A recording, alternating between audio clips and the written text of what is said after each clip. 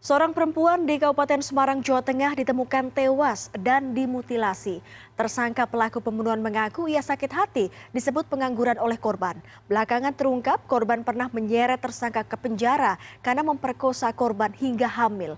Lantas apa yang membuat tersangka berbuat keji? Simak penelusurannya dalam ulas kasus.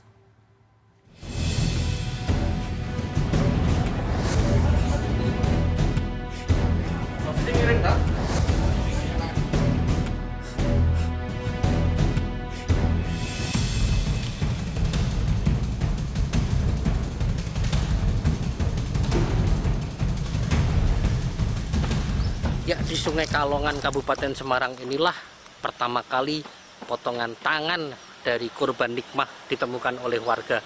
Dan di sungai ini pula lah polisi mendapati ceceran kartu ATM korban yang menjadi titik pengungkapan dari pembunuhan dan mutilasi yang dilakukan oleh Imam Sobari.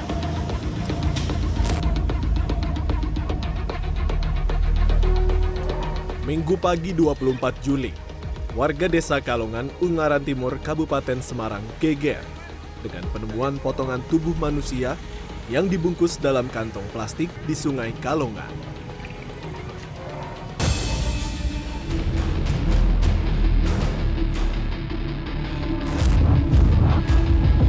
Satu hari kemudian pada Senin 25 Juli, tim gabungan Resmo Polres Semarang dan Jatanras Polda Jawa Tengah kembali menemukan potongan tubuh lain.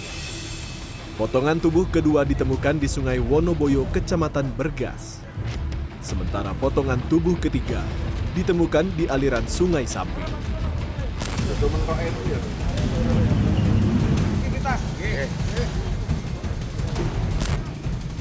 Dari hasil pemeriksaan DNA di Rumah Sakit Bayangkara Semarang, teka-teki identitas korban mutilasi akhirnya terkuak.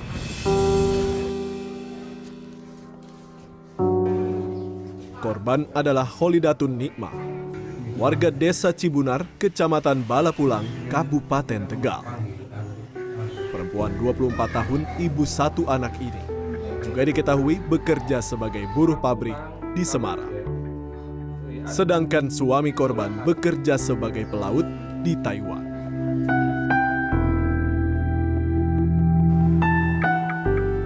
Polisi lantas menelusuri rumah kos korban di Jalan Soekarno-Hatta, Bawen untuk mencari identitas pelaku mutilasi.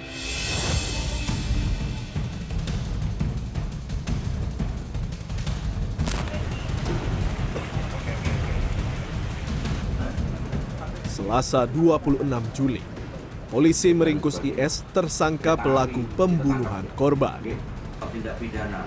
Di situ akan muncul. Pria 32 tahun asal Kabupaten Tegal ini dibekuk dari temuan sobekan struk transaksi ATM di salah satu lokasi penemuan potongan tubuh korban. Dari penelusuran transaksi ATM, polisi kemudian berhasil mengidentifikasi tersangka. IS ditangkap di stasiun Purworejo saat hendak kabur ke Tulung Agung, Jawa Timur.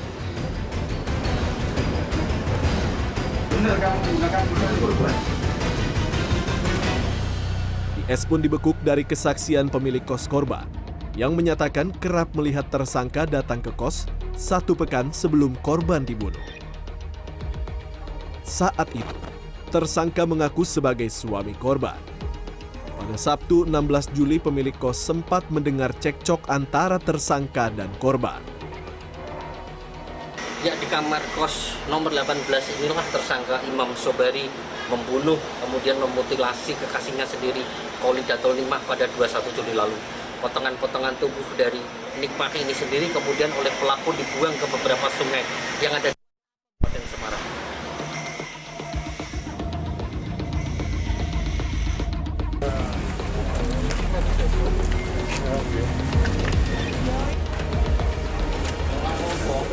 Terbakar emosi, IS mencekik leher korban hingga korban tewas. Tersangka lantas memotong tubuh korban dengan pisau dapur menjadi 11 bagian. Potongan tubuh korban lalu dibuang di 4 lokasi berbeda.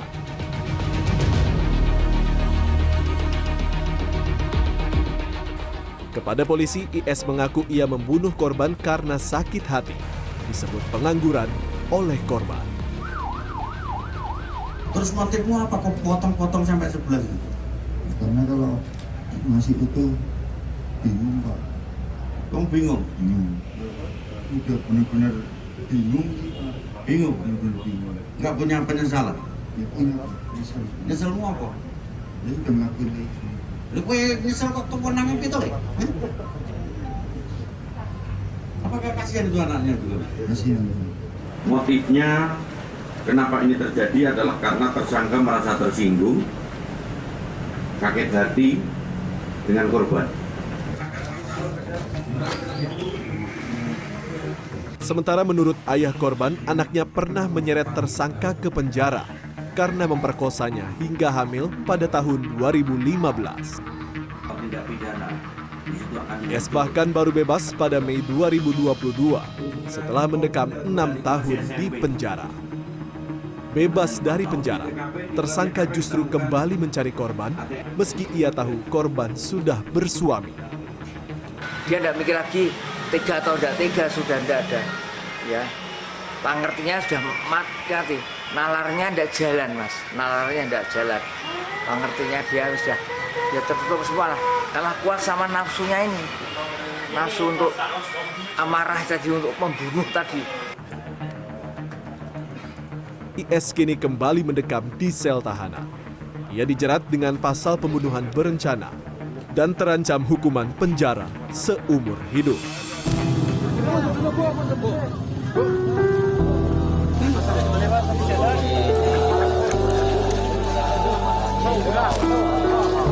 Selasa sore 26 Juli, jenazah korban dimakamkan di pemakaman umum Dukuh Kalibanteng, Desa Cibunar, Tegal.